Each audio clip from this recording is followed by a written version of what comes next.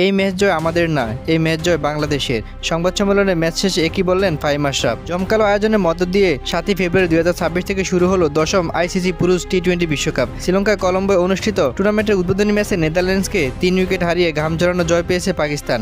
ডাচদের দেওয়া 148 রানের লক্ষ্য তাড়া করতে নেমে এক পর্যায়ে হারের সংখ্যা থাকলেও শেষ মুহূর্তে জয় ছিনিয়ে নেয় বাবর আজমের উত্তরসূরিরা। এদিন টসে জিতে প্রথমে ব্যাট করার সিদ্ধান্ত নেয় নেদারল্যান্ডস। শুরুটা বেশ মারমুখী হলেও পাকিস্তানি স্পিনার আবরার আহমেদ ও পার্ট টাইম বোলার সায়েম আইয়ুবের ঘূর্ণিতে নিয়মিত বিরতিতে উইকেট হারাতে থাকে ডাচরা।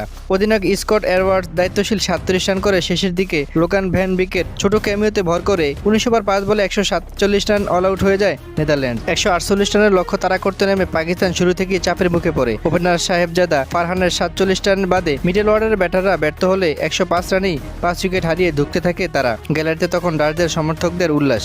শেষ 12 বলে পাকিস্তানের প্রয়োজন ছিল 29 রান।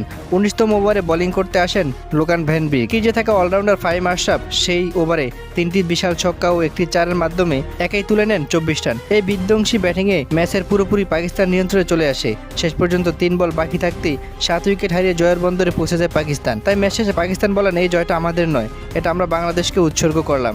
বাংলাদেশের সাথে আইসিসি দুর্নীতি করেছে।